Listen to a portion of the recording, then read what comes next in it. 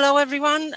Thank you so much for joining our monthly meeting for the month of June. I'm Francisca Blanc. I'm the Advocacy and Outreach Coordinator with Utah Housing Coalition. We are pleased to welcome Sarah Sadian from National Income Housing Coalition to provide us an overview of the newest campaign of the National Coalition and also an update on some of the federal actions in Washington, D.C. Welcome, Sarah. Thanks so much for having me. I'm looking forward to our conversation today. So I am with the National Low Income Housing Coalition. For those of you who aren't familiar with our organization, we're based in DC, and we focus on the housing needs of people with the very lowest incomes and those who are the most marginalized. So a lot of the work that we do is advocating for new resources, more resources, but also policies that make it easier for those households to get the affordable, stable, accessible housing that they need. We're a little bit different than other groups in DC. We're not a trade association. Our members run the gamut from housing providers, developers, researchers, resident organizers, low-income people, people experiencing homelessness and their allies, and many, many others.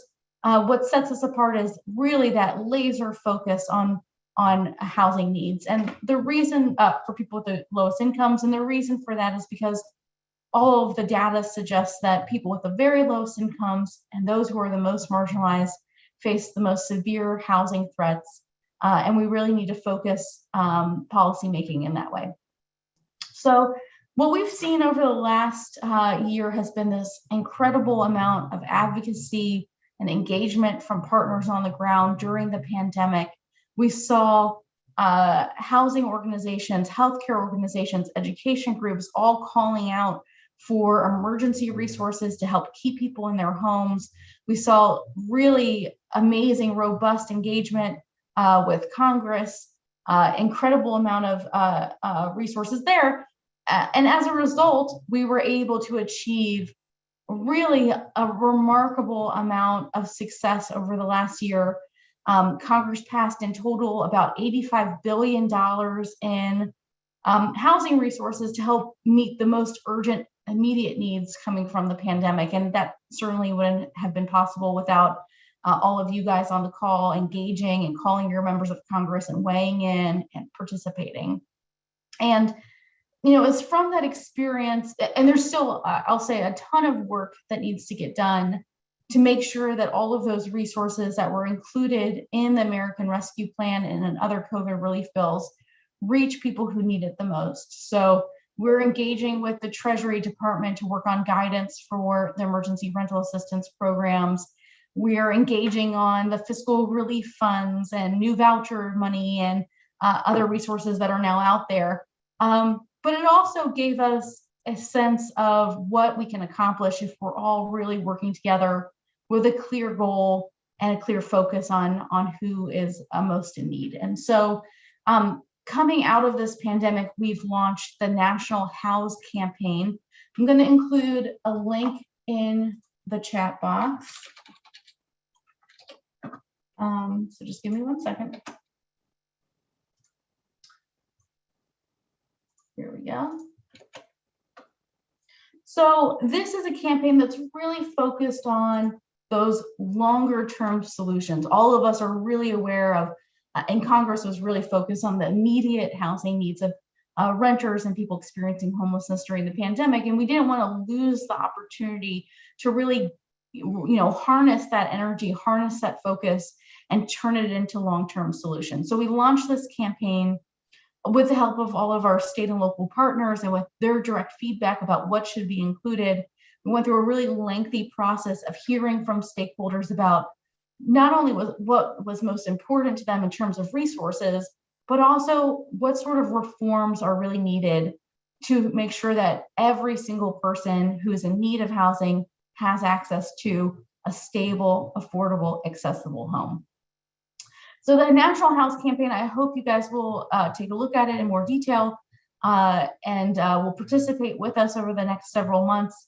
I want to talk a little bit about what is actually in the campaign and ways for you to get involved. And I'll also say part of the reason for this campaign is we sort of recognize the unprecedented moment we are in right now.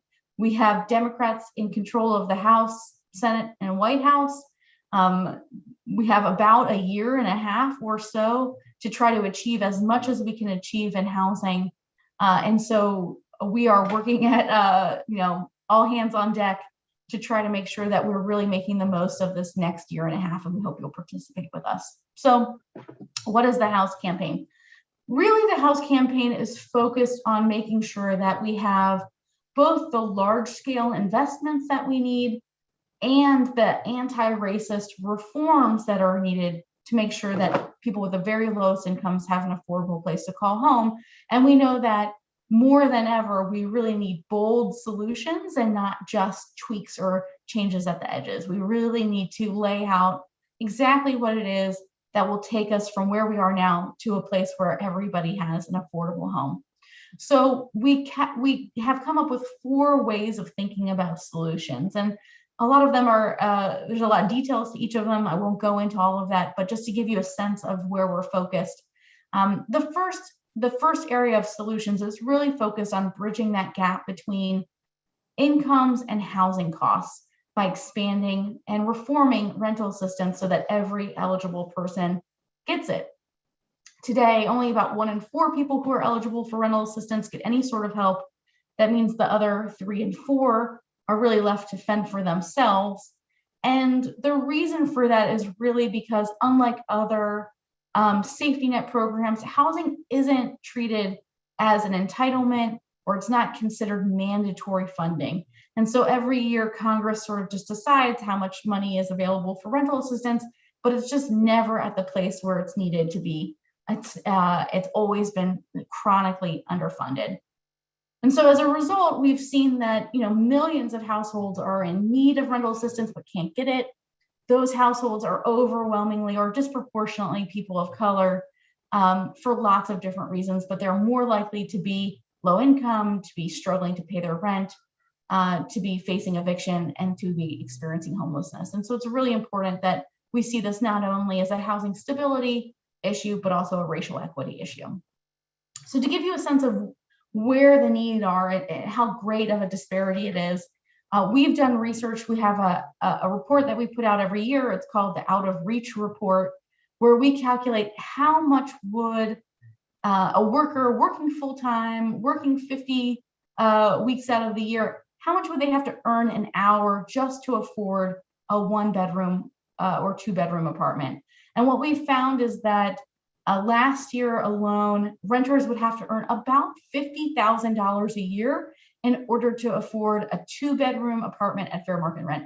And obviously that's way out of line with what many working families are earning, seniors, people with disabilities, and others. And there's a real systemic failure here. This is not about people not working hard enough or making bad choices financially. This is a systemic issue, and it's really the result of decades of disparities between incomes and costs. And what we've seen again is that since 1960, incomes have only increased by 5%, while rents have increased by 61%. So there's this huge disparity, and rental assistance is really core to that. But I will say that it's not just about getting more rental assistance. We know that even if we expanded rental assistance to everybody, there'd be a whole host of reforms that are needed to make sure that that option is really realized by everybody. So looking at reforms like banning source of income discrimination, which is often used by landlords to get around fair housing laws, and to it's often used as a proxy for discrimination on the basis of race or family status. We want to see those sorts of changes being made. We need to see more of an effort and increase to make sure people can use their rental assistance to move to the communities that they choose to live in. So more housing choice. The second set of solutions for our campaign is really focused on housing supply. So we know that one systemic underlying cause of the housing crisis is that wage gap. The second is really a severe shortage of housing for people with the lowest incomes. And in fact, There's a national shortage of about 7 million homes. Nearly all of the shortage entirely comes from people with the very lowest incomes. So unless we're really being strategic about building where that shortage is, we're never going to work our way out of this housing crisis. And so a lot of the work we're doing through this campaign is not just increasing resources for supply, but making sure that the homes that are being built are really focused on those who have the greatest housing needs. So we want to do that in a couple of different ways. One is through a major expansion of the National Housing Trust Fund. This is a program that our organization spent a lot of time working to create. It is targeted to people who have the very greatest needs, and currently state and local governments are using these funds to build housing for people experiencing homelessness, for seniors, for people with disabilities, for survivors of domestic violence, and for other people. The second piece, of course, is also repairing the existing housing stock that we have. We can't afford to lose any more affordable housing, and so we're calling for $70 billion just to preserve our public housing and make sure that it's safe and healthy for the people who live there. There are lots of other things that we can do alongside these investments to make sure that the supply is there. We're focused on zoning reforms, focused on ways to make sure that people with disabilities are able to remain in their homes, efforts around converting our shelter system to one that's focused on housing first. But really our second focus of the campaign is on that supply piece. The third part of the campaign is focused on really lessons learned or lessons that have been proven again during this pandemic. So we saw Congress passed $46 billion in emergency rental assistance. Those monies are getting out the door right now as cities and states are opening up their programs to allow people to apply for that assistance. But we know that even outside of a pandemic, families face crises where they need short-term assistance, and we really don't have a federal program that does that on a consistent basis. So, like I said, the pandemic has sort of revealed how critical housing is and how precariously housed people are. But even when the pandemic is over, you're still going to see people who are one broken down car, one missed paycheck, maybe their child is sick and they need to take a couple of days off from work to take care of their child. Those households are always living just one financial shock away from falling behind in their rent, destabilizing, and possibly facing homelessness. And so a major part of this campaign is pushing for a permanent emergency rental assistance like program. We'll talk about that a little bit more. We're making some really great progress there. So we'll just put a pin in that. And then the fourth piece of the campaign is focused on addressing these really outsized power imbalances between renters and landlords.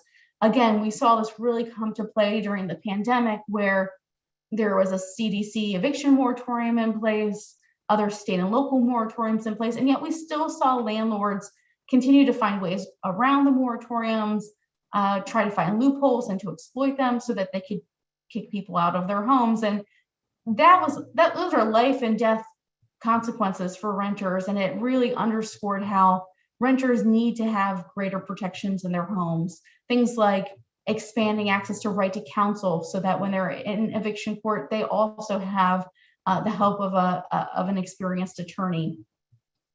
Again, things like source of income discrimination bans, making sure that renters have a say in their housing and to tilt that playing field back in favor of renters. So those are the four main sort of overall campaign elements that we're focused on. And as I mentioned before, we see a really amazing opportunity to achieve some of them. And I just want to talk about a couple of different legislative avenues to do that. So the first is this upcoming infrastructure or economic recovery bill that Congress is working on. We see this as a really amazing opportunity, especially to advance three top priorities for us. So we're very much focused on trying to get the full $70 billion that's needed to repair public housing, at least $40 billion for the National Housing Trust Fund, and a major expansion of rental assistance to every eligible household.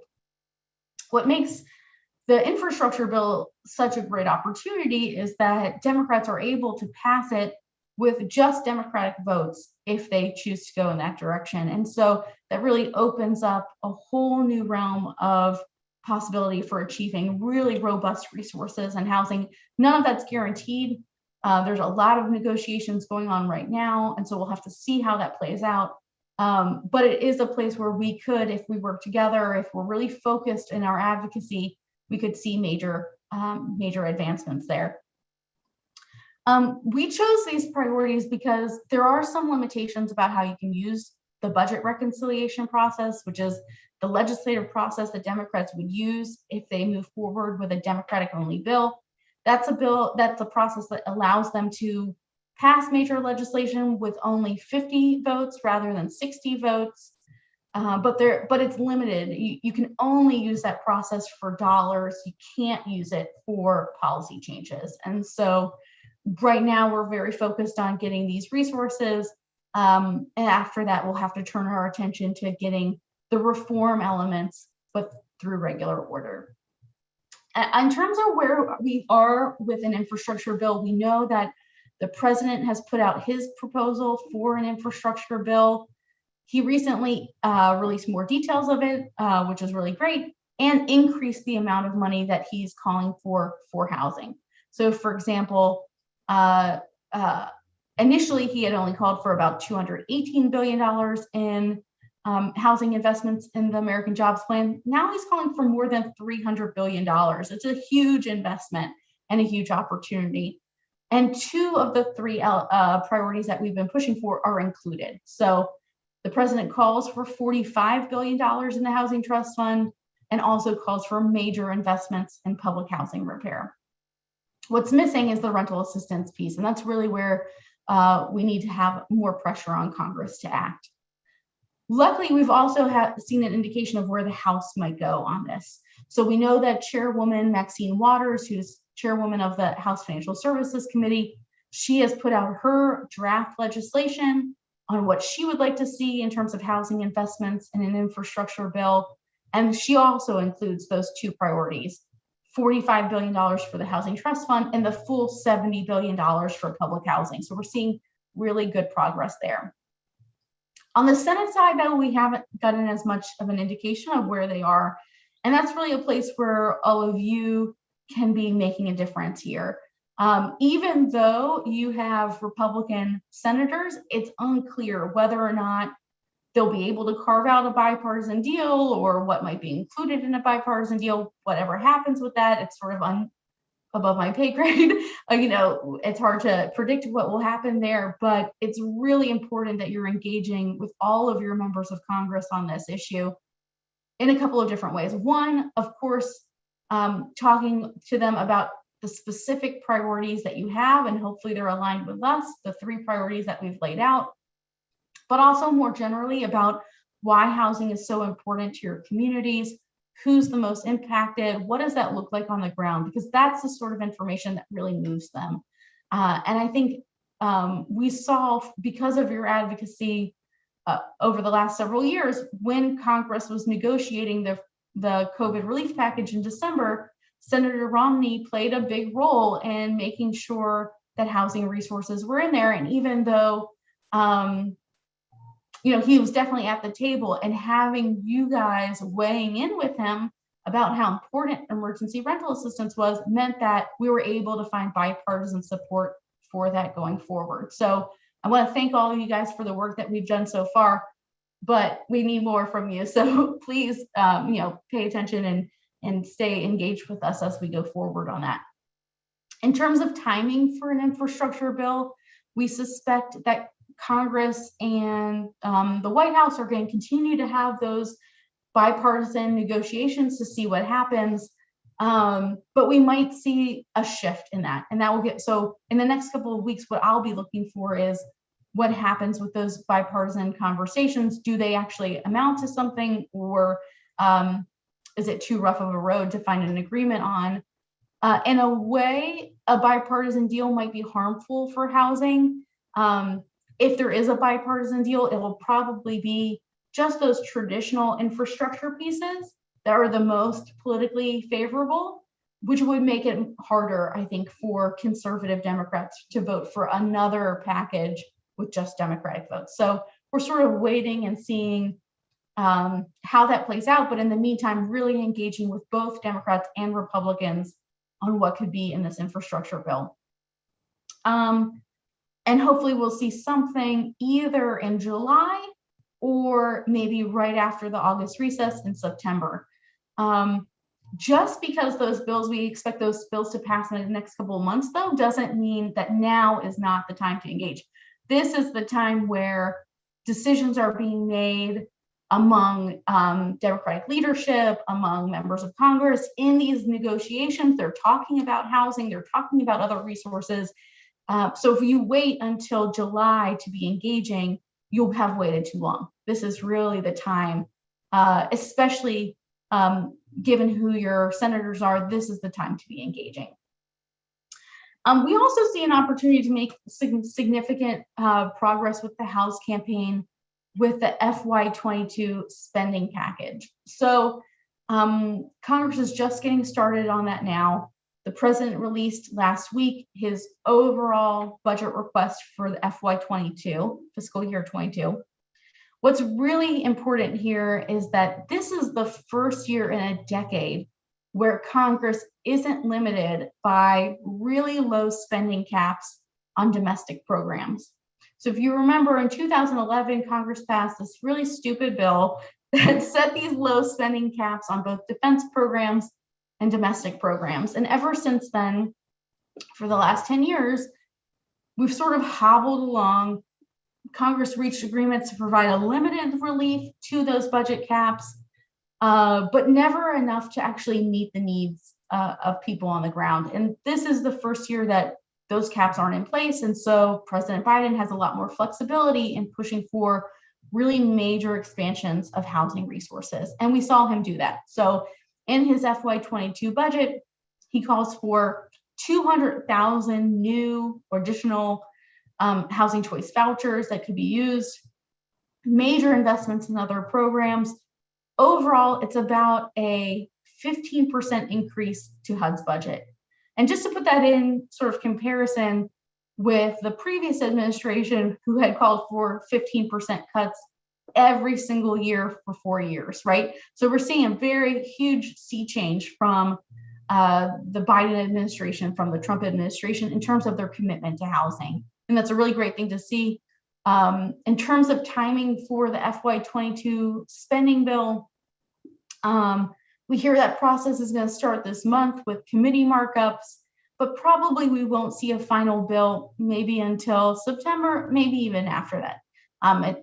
The reason for that is all this attention is on the infrastructure bill first, seeing how that plays out, and then turning the attention to appropriations. But that's another place where you and other advocates can be weighing in to make sure we're taking advantage of every single legislative opportunity to expand housing resources. I also wanted to just let you know about a couple of different ways that you can be involved now. I know that Francisca has been in touch with you about other opportunities. I want to share with you our sign-on letter. So if you haven't already, you can sign on to this letter. I'm going to put the chat here, the link here, in support of the House campaign priorities for the infrastructure bill. This is super helpful to us. It allows us to go to members of Congress and talk to them about how much support there is for these resources in their states and in their districts. So signing on to this is a really easy first step for you guys to get involved in if you haven't already. The next thing that would be really helpful for you guys to be thinking about is engaging really consistently over the next several months with your members of Congress on these housing resources. You can use our fact sheets, you can use our talking points. We have a media toolkit. I'll share all of those with Francisca afterwards. But those are resources that you can be pulling from and drawing from to engage with your members of Congress. And I know sometimes it can feel awkward reaching back out to them multiple times, but that's really what helps move the dial. If they're hearing from you consistently about what housing needs are, it makes a huge difference on the ground. And I'll say that hearing about housing needs from you guys is way more persuasive than them hearing about it from me. They really pay attention to what people are saying and doing locally. So hearing from you advocates on the ground makes a whole lot of a difference. And then the third thing I would just encourage you to think about is ways to use media, social media, traditional media, to get that message out, not just to your members of Congress, but to a broader array of possible advocates. So placing an op-ed or a letter to the editor can help reach out to people who might not have thought about housing before, but who can be persuaded and maybe engage with us and join this movement for universal housing for everyone who needs it. What we found is that working with educators and healthcare providers and people who work in civil rights, people who work in environmental issues, there's so many connections between housing and the work that they do that we've really been able to persuade a lot of folks to start engaging and being active on housing. And that's really important because we know that if we just leave housing to housers, we're not going to be as successful as if we really have a broad tent of advocates and we're pulling everybody in, focused on those who have the greatest needs. So I'm going to just, I think if it's okay, just stop there, see if folks have questions either about resources that were passed during COVID relief or what we see ahead in Congress this year. Thank you so much, Sarah, for your update. Paul has a question, Paul Davis. He's asking, what is the status of the mortgage assistance fund that was already passed? Yeah, so that's a great question. $10 billion was included in the American Rescue Act. I don't follow that, so I don't want to tell you something I don't know. We're mostly focused on rental housing and housing needs for people experiencing homelessness, less so focused on the mortgage assistance fund. We do know that that money is being allocated by state housing agencies, housing finance agencies. So you might want to reach out to your Utah housing agency to find out more information about where they are in that process. I know that many of them are planning to really design their programs sort of similar to what we saw with the hardest hit fund from stemming from the 2008 financial crisis, but that's really the extent of what I know. Sorry, Paul. Thank you, Sarah. We know that the funds were distributed to the NeighborWorks America. So it is also funds for direct mortgage assistance and also funds for financial counseling and foreclosure prevention. And Paul, that's something we've been trying to figure out as well. So it's good that what Tara said, so then we will know, Tara and I, where to look for. If you have any questions, you can raise your hand virtually and you can ask Sarah directly, or you can post your questions in the chat or in the Q&A. Tara, do you have any questions for Sarah? I always have questions. Sarah, I'm glad that you brought up a lot of the issues on advocacy and trying to really get people more involved in reaching out to our leaders. Yes, this is really important to be educating the need to our federal, but as well as the state. So a lot of us have relationships with our state senators and our House members, and that there's a good place to start in terms of educating as well, because it can go upstream from there. Ask them to reach out to Senator Romney, ask them to reach out to the others, because it's important for them to know it's important to you. I also want to share that over the last couple of days, I have received so many calls from the media. So we're up to 4 now.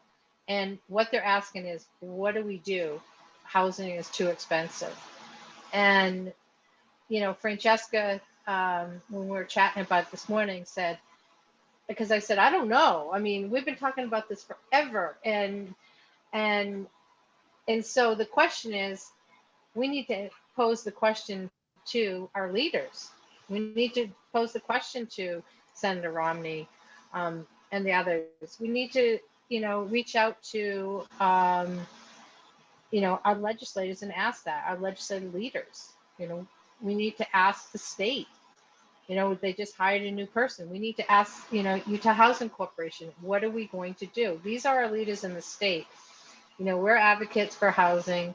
And a lot of you are, on the ground, working with clients or building housing. Your needs need to be talked about, explained to leaders of our state. The Utah Housing Coalition, we have been, I would say, herding cats for a while. And I think there's some really big opportunities out there. But we need to make sure that our state is part of, reaching out to make sure that these funds do come into our state, because we're hurting right now. Everyone is hurting.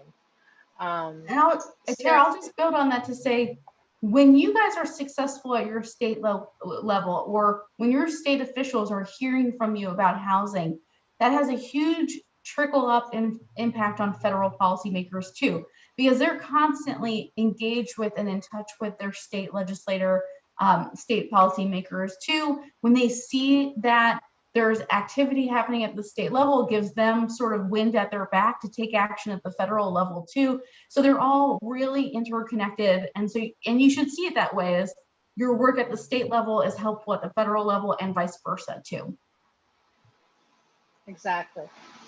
So Sarah, in terms of, did you talk about the Bennett bill? Oh no, I meant to go back to that, so I can speak a little bit more to that. Okay. Thank you. I would love you talk about a particular bill that's coming up, and I think it's really important to our state, and especially when it comes to people that are facing eviction, and how do we solve that? I mean, not solve that, but there is a bill that came out a couple of years ago. So over the last couple of years, we've worked really closely with Senator Portman, Republican from Ohio, and Senator Bennett, a Democrat from Colorado, on how to help prevent evictions where you can. And I think in large part, it was because Senator Portman read the book Evicted by Matt Desmond and was really moved by just how difficult of a challenge this is for families, and wanted to have an impact. So a couple of years ago, time has really flown by, we worked with him on a bill that would create a national housing stabilization fund. And the idea behind it was to be able to provide people with short-term financial assistance for when they experience that financial shock. So when their car breaks down, when they have that missed payment of work, there's a resource that can help make up the difference, to help make sure that they can pay their rent and prevent them from sliding down into more destabilization and preventing, in worst cases, homelessness. So we worked on this bill together, and really we saw a proof in concept over the last year with the pandemic. So that bill is really one of the underlying sort of frameworks for how Congress designed the emergency rental assistance program that we just saw $46 billion be allocated to. That concept of being able to provide people with, short-term rent relief when to help keep them stably housed. We saw the benefits of that. And Senator Portman, to his credit, really realized that rather than just thinking about this program as a demonstration program where we could, measure the impacts and, test out this theory to see how it works. Well, we already had a test of that with the pandemic. We're seeing that test play out now. And so he has committed to us that he wants to introduce not just a demonstration bill, but a full-fledged $3 billion annual program that's a permanent program in place that would provide state and local governments with flexible money that they can be using to provide emergency rental assistance with and other support dollars. We're working on fine tuning the bill language right now. We've gone back and forth with them. Obviously, if you change a program or change a bill from being like a demonstration to a full-fledged program, there's lots of legislative changes that you have to make there and considerations to make, but we're hopeful that it will be introduced sometime soon. And because Senator Portman is retiring at the end of this term, there's a really clear window of opportunity to try to get this done. And we know that he sees this as being a legacy project. He wants to have, it be the Portman Housing Stabilization Fund for all time going into the future. We want to help work with him to make sure that that happens.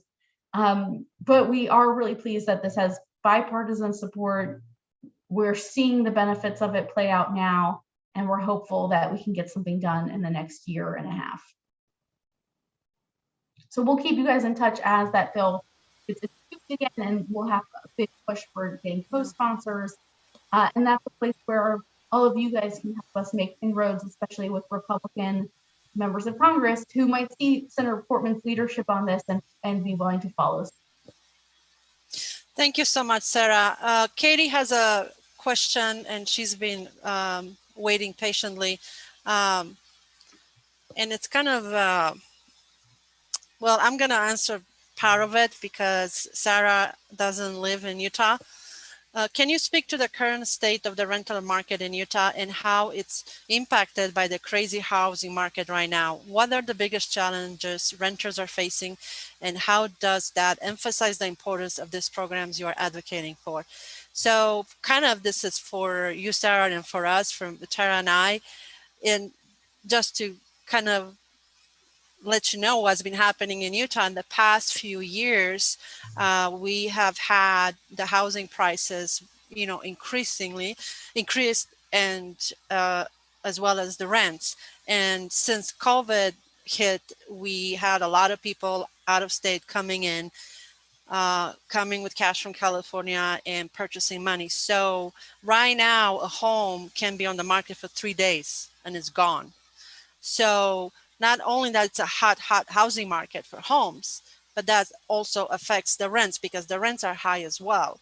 And they're even higher than what the Out of Reach report is capturing, because a newest trend in Utah in the rental market is that they're listing the rent on some sort of online classified website, but then in reality, renters have to pay additional 150, 200 mandatory fees a month. So the Out of Reach report does not really capture that. So it's, Out of Reach is really even bigger based off that. So Tara, how would you like to address this question from Katie?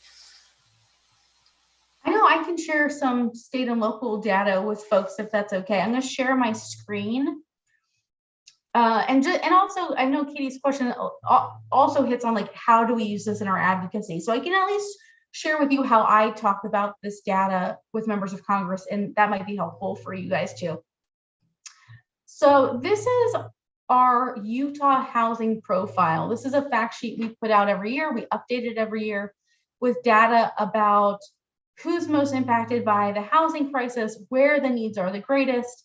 It gives folks a sense of what the problems are and what the solutions are. So the thing that I want to draw your attention to first is this middle chart. So this chart shows you how many homes are affordable and available on the market by income group. And what you see is that at the very lowest end, the very bottom block of blue is households that are extremely low income. So these are households that are living below the federal poverty limit or below 30% of AMI. You see that there's only 32 homes for every 100 households. They are the group that is facing the greatest shortage of housing. They have the greatest needs of housing. And what it means is that the other 7 in 10 ELI renters in your state don't have any affordable options that are available to them. And they really have no choice but to rent homes that cost them 50, 60, 70% of their income on rent. But what's really interesting about this chart is that if you look a little bit further up the income spectrum to 80% of AMI, you see that there's actually a surplus of housing in the state. There's 104 units for every 100 households that make between $0 and 80% of AMI. So what that again tells us is that really the entire shortage of housing in Utah is coming from people who have the very, very lowest incomes, and that the private sector is doing pretty well at building market rate housing for people who have relatively higher incomes, but there's just this severe market failure that's leading to a severe shortage of housing in your state for people with the lowest incomes. The chart on the right shows another way of looking at this. So this is a way of looking at, in blue, dark blue is what percentage of renters are paying more than 30% of their income. But in red, which is most concerning, is the number of households that are paying at least half of their income on rent. And you can see, again, very clearly that people with extremely low incomes are most impacted. 70.5% of them pay half of their income on rent. And because they're extremely low incomes, they have very little money to start with, which means that there's very few resources that are left over after paying rent to pay for any other needs that they have for their transportation, for taking care of their children, for food, for medicine, etc. And you can see that there's a really stark drop off. The needs are really, really centered around people who have the very lowest incomes, to a little bit more extent for people who have very low incomes, but practically, but the needs are so far less in comparison if you're talking about middle income renters. And so that helps us tell members of Congress, we really, both of those charts, that we really need to focus on resources that are serving people who have the greatest needs, because they are the most at risk of losing their homes, the most at risk of experiencing homelessness. And these are the folks that the private sector just can't serve on their own without federal support.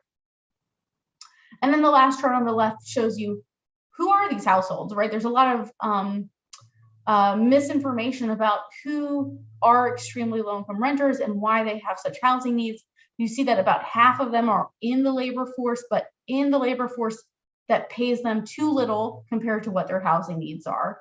Another 19% are people with disabilities, 19% are seniors, and then you see other 7% or so are in school, and other percentages too. So that it really helps show members of Congress who the population is who needs housing the most. So that's one way that we can look at housing needs in your state. The other way I want to look at it is by going to our out of reach report, which we'll be updating soon. But to Francisca's point, this is already shows a pretty stark reality for Utah, but the reality is even greater than what these numbers show, right? But at least from what these numbers show, yeah. Can you, at some point, can you scroll to the very bottom and show the number of jobs that cannot afford? I think people don't understand how many jobs that we do have that pay less than someone can afford a 1-bedroom. So when you look at these numbers for a 1-bedroom housing wage, it costs $16.24 an hour. And so look at all the jobs that are above that. Those are all our tourist jobs. They're also our frontline workers that have really got us through the pandemic. These are people should be able to work 40 hours and be able to afford a place to live. If we're going to have that many jobs in this state, then we're going to need to have some type of housing assistance.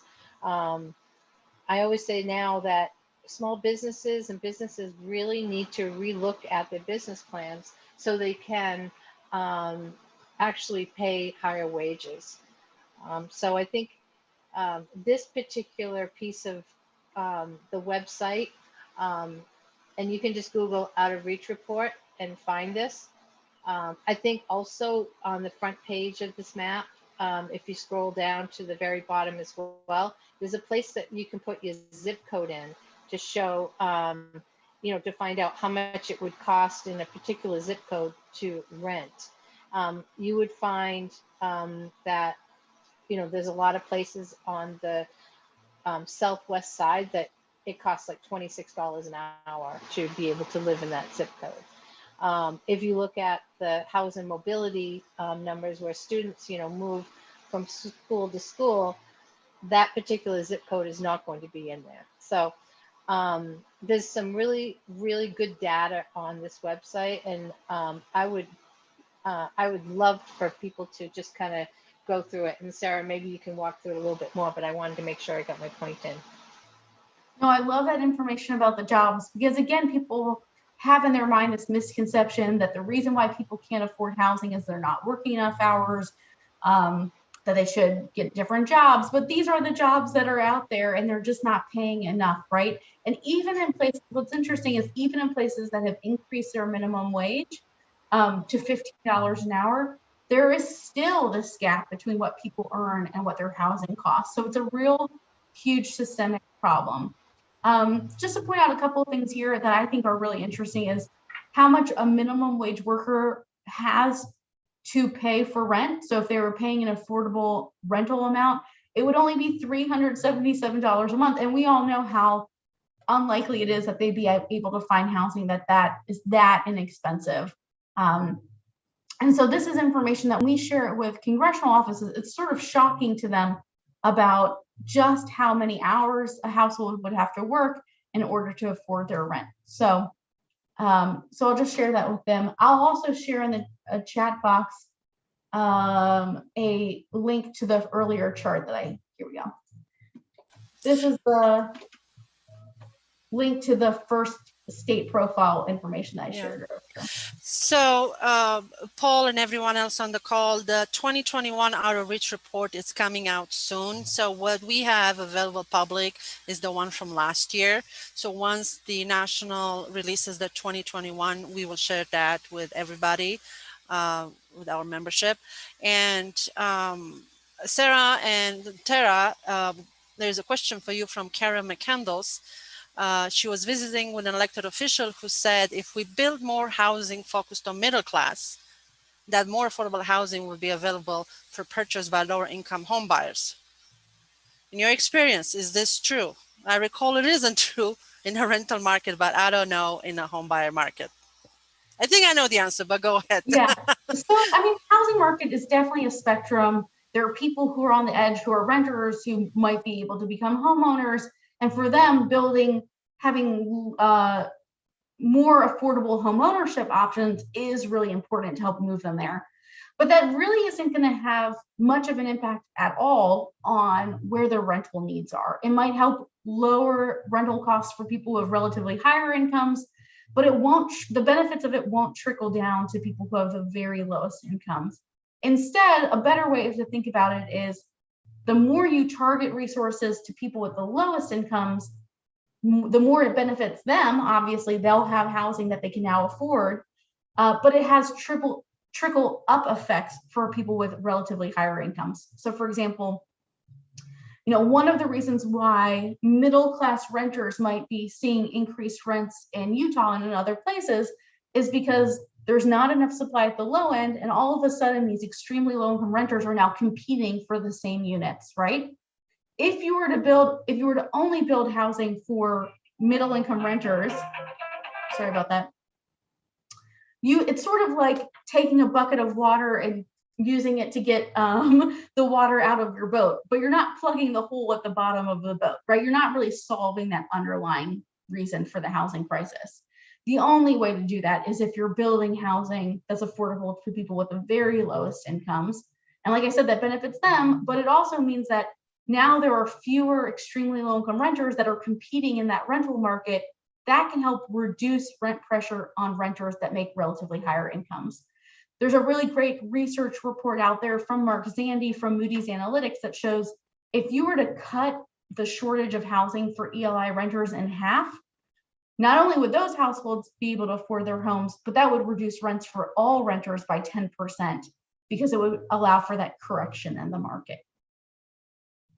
I don't know, Tara, if you wanted to add more to that. You like it, good. Thank you, Sarah. We have another question from Rob Ense. He's with the Utah Commission on Aging.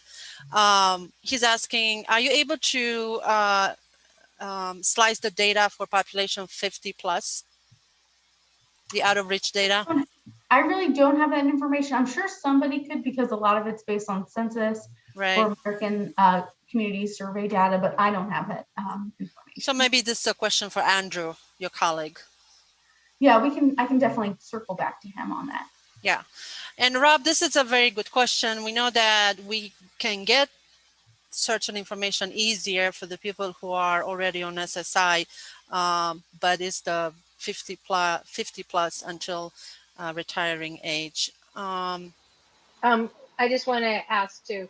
I mean, Rob, we just put out a preservation report, so I hope that you have access to that as well. I tried to send it to you, but it bounced back. I'd love to answer Paul's other question about, the reality is that you just can't afford to build low-income housing because the costs are too high, right?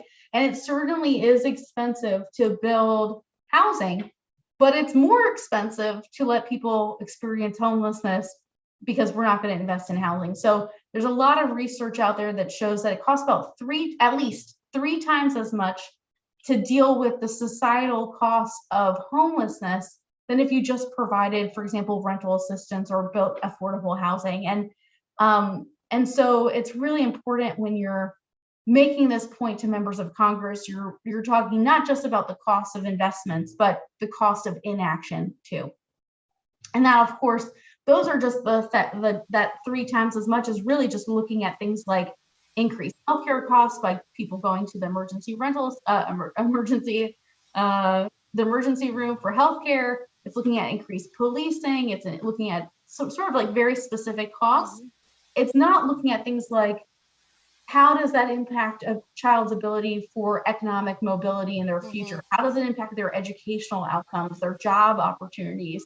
And when you look at a much broader picture, I suspect that the cost of inaction is a lot greater than that. Yeah. Thank you, Sarah. I want to just interject something. So just recently, last fall, Utah Housing Coalition asked the state, well, actually the board for the housing, HMS, Homeless Management Information System. We asked them to ask 3 questions. And so this is raw data and we need to, dig down a little bit deeper, but it shows the numbers are extremely high. So out of 823 households that entered into the system between January 1st and March 30th, there was 823 households. And so out of those households, they indicated last year, 526 indicated that they had been evicted. And 697 of them said that they were homeless due to eviction, meaning they were evicted maybe 2 years ago. And then 309 of them are experiencing being denied housing because they've been evicted.